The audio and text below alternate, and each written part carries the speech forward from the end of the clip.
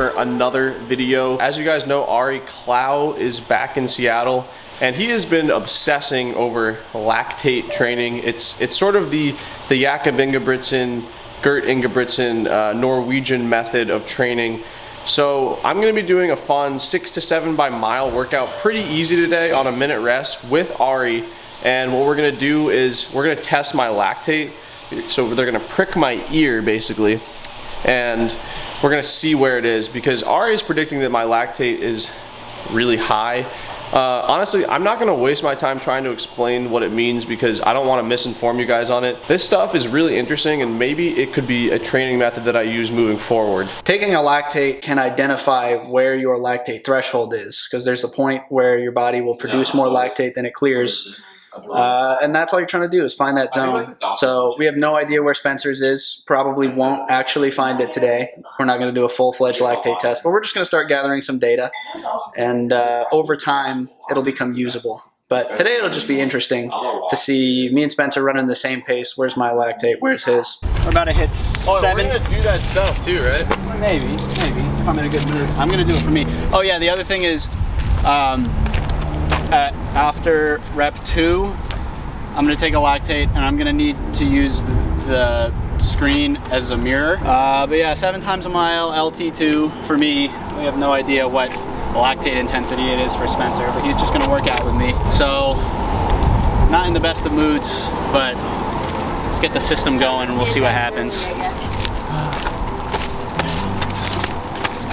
What? You got somewhere to be? The cone's over there. A lot of sass coming from Ari right now.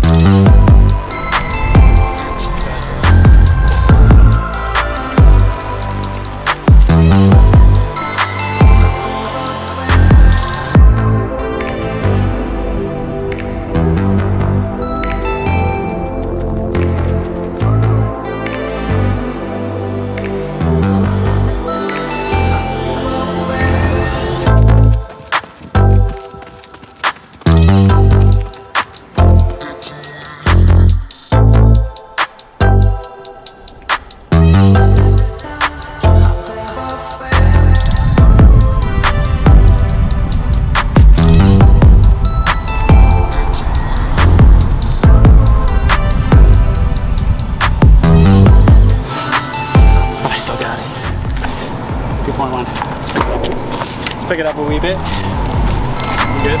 Yeah. Go, boys.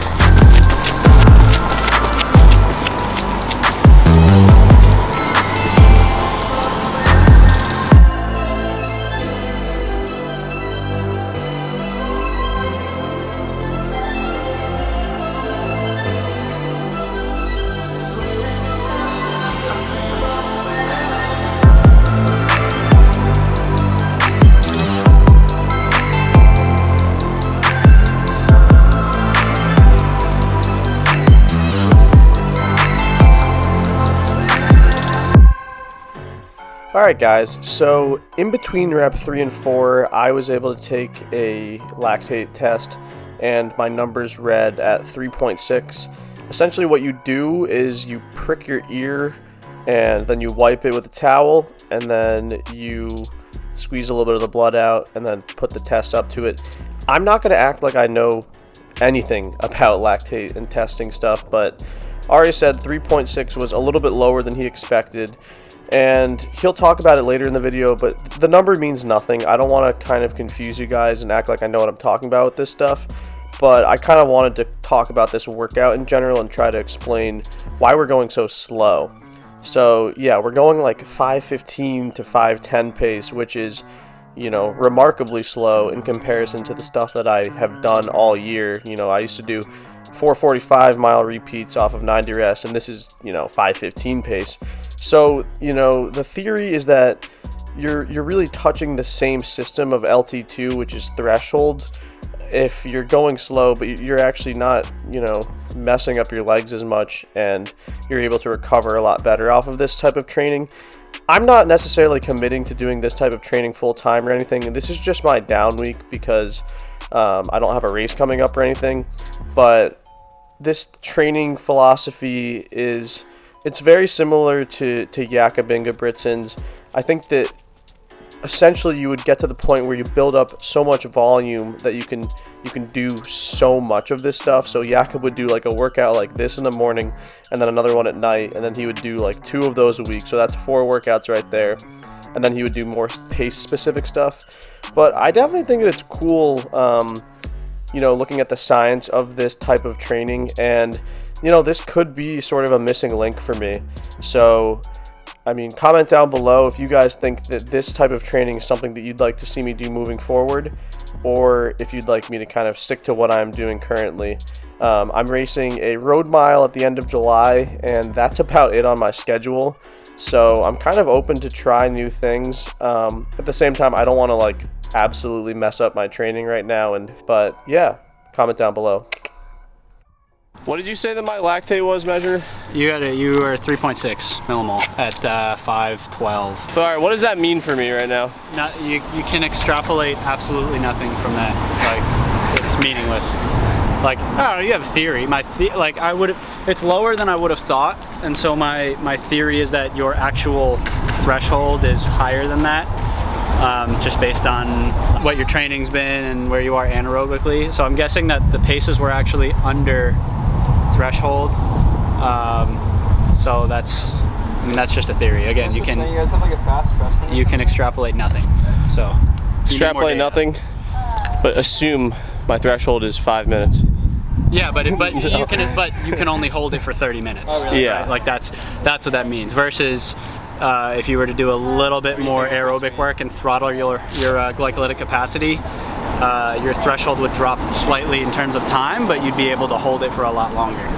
So, threshold, it's just a word. It doesn't mean what you can run for an hour.